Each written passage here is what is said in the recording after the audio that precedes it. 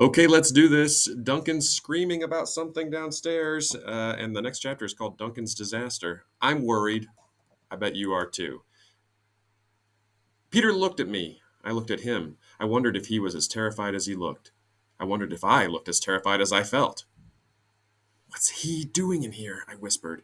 And what's happening to him? Hissed Peter. And what are we going to do about it? I thought. We hesitated for only a second and then began to creep down the stairwell. Duncan was still screaming. We had left the door to the attic open in case we needed to make a quick getaway. Poking my head around the edge, I looked at the direction of the screams. They were coming from the room where Mr. Smith sat to take off his mask every night. I reached for Peter's hand. What shall we do? I mouthed to him. He pointed down the hall and started off with me following close behind. After a couple of steps, we dropped to our bellies and slid up to the door and peeked around the edge. I couldn't believe it. Duncan was all alone. He was standing in front of the mirror, screaming for all he was worth. I couldn't say that I blamed him. The communicator was on, and Duncan was looking into the bridge of Broxholm's starship, and one of those hideous aliens from the ship was looking right back at him, talking to him in that language of growls and shrieks. I took a deep breath and slithered into the room, crawling across the floor as fast as I could move. I scooted right under the table and hit the switch that I had seen Broxholm use to turn the set off. It made a crackling noise and then fell silent. Duncan stopped screaming. You idiot! Yelled Peter, jumping into the room. What are you doing in here? I got bored, snibbled Duncan. Talk about a short attention span. He couldn't have been out there more than 5 or 10 minutes. And I wanted to see if you were telling the truth or not, he continued. So I went around the house, and I came in through the cellar.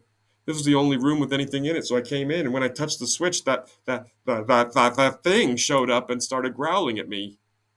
Duncan was blubbering now, with big tears cutting clean paths down his dirty face. He turned to me and said, Is that what Mr. Smith really looks like?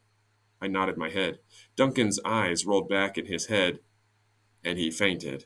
By the time we got him on his feet and out of the house, I only had 10 minutes to get back to school. Maybe I shouldn't go back, I said. Peter shook his head. You have to, he said. We can't afford to be more suspicious than we already are. Anyway, I don't think the aliens actually saw you, at least not your face. You stayed down low enough. What about me? Blubbered Duncan. What about me? Peter hesitated. You'll have to hide at my house, he said. It's the last place anyone would think to look for you.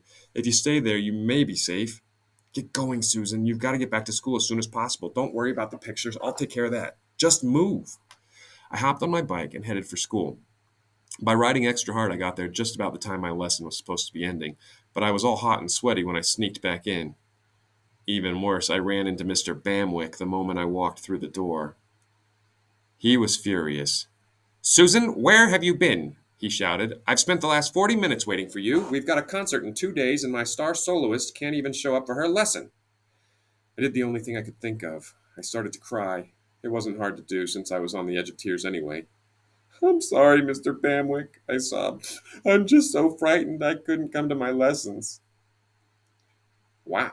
So far, so good. I was actually managing to tell him something that was pretty close to the truth.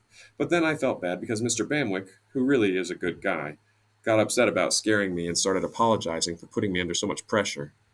In the end, it worked out better than I could have imagined. Mr. Bamwick went to Mr. Smith and explained that there had been a problem with my lesson, and since we had this important concert coming up, would it be possible for him to keep me for a little while longer, and so on. It was great. I had a real excuse, and I even got to work on my solo. Back in class, things were pretty quiet until just before the end of the day when Mike Foran started throwing spitballs at Stacy. I wondered if the two of them weren't actually enjoying themselves. After all, they had been so well behaved for the last several years that maybe this was the perfect chance for them to let off a little steam. But it wasn't Stacy and Michael who were asked to stay after school that day. No, that honor was reserved for yours truly. I was sitting at my desk thinking that maybe we had actually gotten away with our little photo session when Mr. Smith walked up to me and said, Miss Simmons, I want you to stay after school.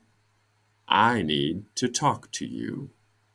It was amazing how two such simple sentences could teach me whole new levels of fear.